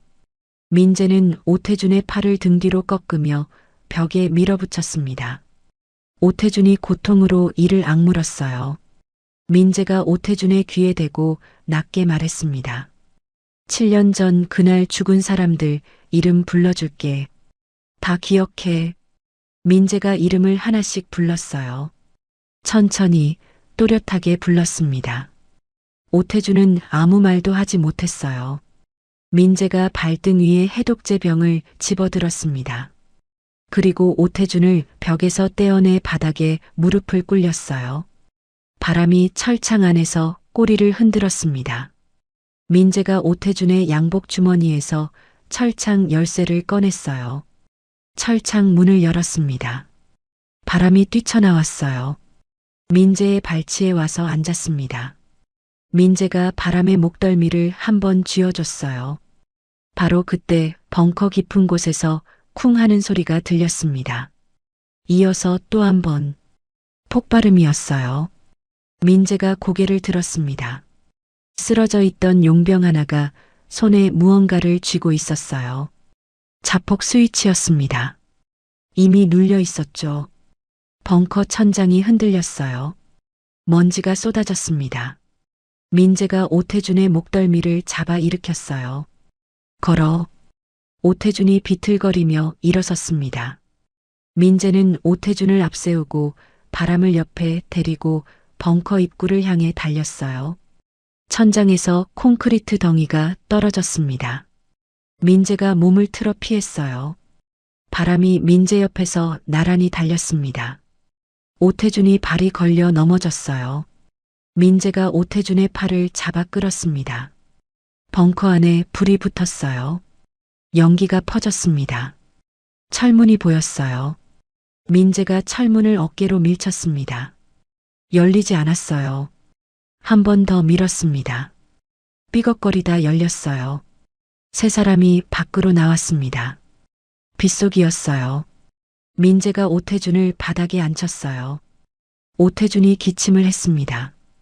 바람이 민재 발치에 와서 숨을 헐떡였어요. 민재가 해독제 병을 내려다봤습니다. 손바닥 안에 온전히 들어 있었어요. 도연의 오토바이가 병원 앞에 멈췄습니다. 민재가 내렸어요. 빗물이 온몸에서 뚝뚝 떨어졌습니다. 옆구리 상처에서 피가 번졌어요. 바람이 민재 옆에서 뛰었습니다. 민재가 응급실 문을 밀고 들어갔어요. 복도에서 도연이 민재를 발견하고 달려왔습니다. 도연의 얼굴이 굳어 있었어요. 민재가 말했습니다. 세진이. 도연이 처치실 문을 가리키며 말했어요. 형, 지금 안에서 의료진이. 민재가 처치실 문을 열었습니다. 의사가 돌아서며 손을 들었어요. 보호자분, 지금은. 민재가 해독제 병을 의사에게 건넸습니다. 이거요. 빨리. 의사가 해독제 병을 보더니 눈이 커졌어요. 병을 받아들고 곧바로 돌아섰습니다. 민재는 처치실 문 앞에 섰어요. 안으로 들어가지 않았습니다. 유리창 너머로 세진을 바라봤어요. 세진은 눈을 감고 있었습니다. 목에 번진 검은 줄기가 짙었어요. 의료진이 재빠르게 움직였습니다. 민재는 꼼짝하지 않았어요. 유리창에 이마를 살짝 붙이고 서 있었습니다. 도연이 민재 옆에 왔어요. 아무 말도 하지 않았습니다. 바람이 민재의 발치에 앉았어요. 처치실 문을 바라봤죠. 10분이 지났습니다. 처치실 안에 경고음이 잦아들었어요. 민재가 유리창 너머를 바라봤습니다. 모니터에서 심박수가 올라오고 있었어요. 한 칸, 두 칸. 천천히 하지만 분명히 올라왔습니다. 세진의 목에서 검은 줄기가 옅어지기 시작했어요. 의사가 돌아서며 민재를 봤습니다. 안정되고 있어요. 민재가 고개를 끄덕였어요. 그게 전부였습니다. 도연이 민재의 어깨를 손으로 잡았어요. 민재가 도연의 손을 잠시 내려다봤습니다. 그리고 처치실 문을 밀고 들어갔어요. 세진이 눈을 뜨고 있었습니다. 초점이 흐릿했어요. 천장을 보다가 민재를 봤죠. 세진이 입술을 달싹였어요. 민재가 세진 옆에 앉았습니다. 세진의 손을 잡았어요. 세진이 말했습니다. 바람은요? 민재가 문 쪽으로 고개를 까딱했어요. 바람이 처치실 안으로 들어왔습니다. 침대 옆에 와서 세진의 손등을 핥았어요. 세진의 눈에 눈물이 찼습니다. 손가락을 움직여 바람의 귀를 쓰다듬었어요. 민재가 세진의 손을 잡은 채 말하지 않았습니다. 세진이 민재의 손을 꽉 쥐었어요. 처치실 안이 조용했습니다. 빗소리가 창밖에서 들렸어요. 바람이 천천히 잦아들고 있었죠. 1년이 지났습니다. 오태준은 국가반역죄와 살인교사죄로 종신형을 선고받았어요. 재판은 길지 않았습니다. 펜던트 안의 증거가 너무나 선명했으니까요. 오태준은 법정에서 끝까지 입을 다물었어요. 판사가 형량을 선고하는 순간에도 표정 하나 바꾸지 않았습니다. 그러나 법정을 나서는 순간 고개가 아래로 꺾였어요. 다시는 햇빛이 들지 않는 독방으로 향하는 발걸음이었죠. 강석구는 증거인멸 시도와 공모죄로 징역 15년을 선고받았습니다. 박 반장은 직권남용과 살인방조로 구속됐어요. 국정원 내부에 심어진 오태준의 첩자들도 전원 파면과 함께 형사처벌을 받았습니다. 차도연은 국정원장 표창을 받았어요. 시상식이 끝나고 나서 도연이 민재에게 전화를 걸었습니다. 도연이 말했어요. 형, 나 표창 받았어. 민재가 말했습니다. 잘 됐네. 도연이 웃으며 말했어요. 축하한다는 말 없어? 민재가 잠시 있다가 말했습니다. 수고했어. 도연이 말했어요. 형이 할 수 있는 최대치네. 알겠어. 마이너스 마이너스 마이너스. 이소희는 세진그룹 이사회에서 사임했습니다. 스스로 내린 결정이었어요. 세진이 말리지 않았죠. 이소희가 세진에게 마지막으로 말했습니다. 미안해요. 세진이 이소희를 바라봤어요. 알아요. 세진이 잠시 있다가 말했습니다. 산골에 학교 하나 세울 건데 거기서 아이들 가르칠 사람 필요해요. 생각 있으면 연락해요. 이소희가 눈물을 삼키며 고개를 끄덕였어요. 마이너스 마이너스 마이너스. 설악산 자락에 봄이 왔습니다. 겨울 내내 눈 아래 있던 땅이 기지개를 켜듯 녹아내렸어요. 나뭇가지마다 연두빛 새순이 돋아났습니다. 민재가 도끼를 들고 있었어요. 그런데 장작을 패는 게 아니었습니다. 나무를 다듬고 있었죠. 기둥감이었어요. 민재의 오두막이 있던 자리에 새 집이 올라가고 있었습니다. 목조주택이었어요. 민재가 직접 설계하고 직접 짓고 있었죠. 마당은 넓었습니다. 바람이 뛰어다닐 수 있게 일부러 담장을 낮게 쌓았어요. 마을 사람들이 하나둘 와서 거들었습니다. 70대 할아버지가 망치를 들고 왔어요. 50대 아주머니가 새참을 이고 왔습니다. 아주머니가 민재에게 말했어요. 민재야, 이제 진짜 장가가는 거야? 민재가 망치질을 하며 대답했습니다. 새참이나 내려놓으세요. 아주머니가 웃으며 말했어요. 이 동네 총각 자리에서 드디어 빠지는 거네. 마을 사람들이 웃음을 터뜨렸습니다. 민재가 뒤통수를 극적이며 일어섰어요. 마이너스 마이너스 마이너스. 세진이 산길을 올라왔습니다. 등에 작은 가방을 메고 있었어요. 부목은 이미 떼어낸 지 오래였습니다. 팔목에는 가는 흉터가 남아 있었어요.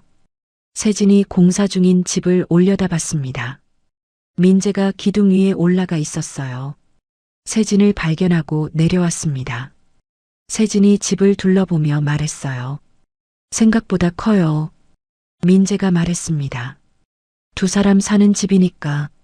세진이 민재를 바라봤어요. 민재가 어색하게 시선을 피했습니다. 세진이 웃으며 말했어요. 어색해요? 민재가 말했습니다. 아니요. 세진이 가방을 내려놓고 공사 현장 안으로 들어갔어요. 이 방 저 방 둘러봤습니다. 세진이 창이 날 자리를 손으로 짚으며 말했어요. 여기 창 크게 내면 산이 보이겠다. 민재가 뒤에서 말했습니다. 그러려고 그쪽으로 냈어요. 세진이 돌아보며 민재를 봤어요. 나 생각했어요? 민재가 잠시 있다가 말했습니다. 집 지으면서 딴 생각은 안 했어요. 세진이 피식 웃었어요.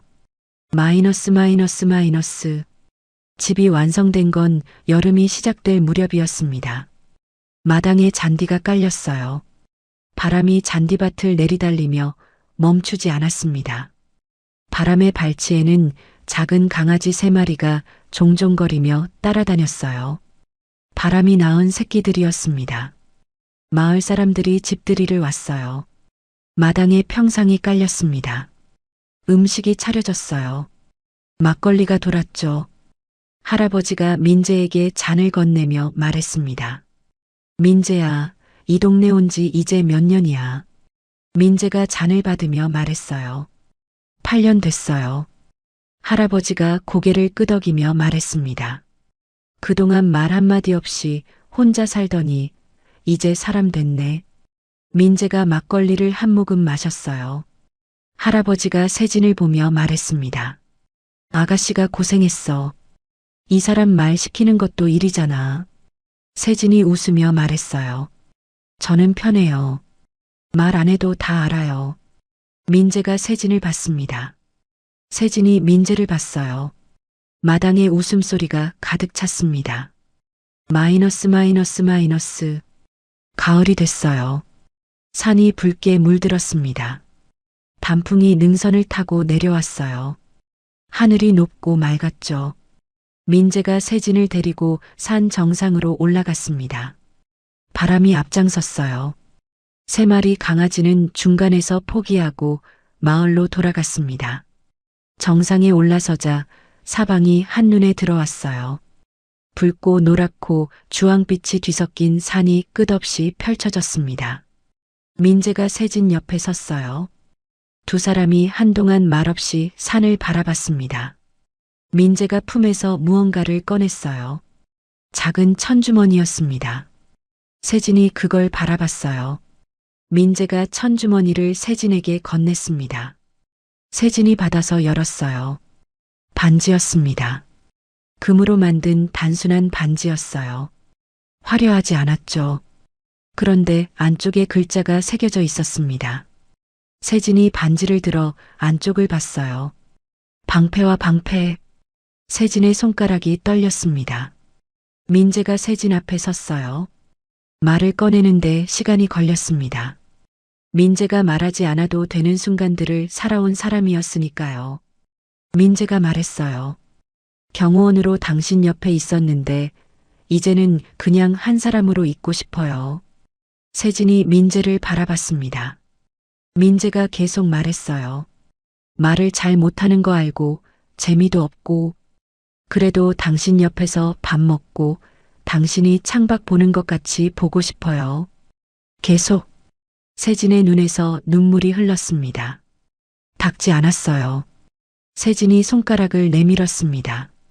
민재가 반지를 세진의 손가락에 끼웠어요. 손이 살짝 떨렸습니다. 민재도 떨리는 것이었죠. 세진이 웃으며 말했어요. 나도 못하는 거 많아요. 된장찌개는 짜고 길치에 고집도 세고. 민재가 말했습니다. 알아요. 세진이 말했어요. 그래도 괜찮아요? 민재가 잠시 있다가 말했습니다. 다 알고 있는 거잖아요. 세진이 민재의 가슴에 이마를 기댔어요. 민재가 세진의 어깨를 감쌌습니다.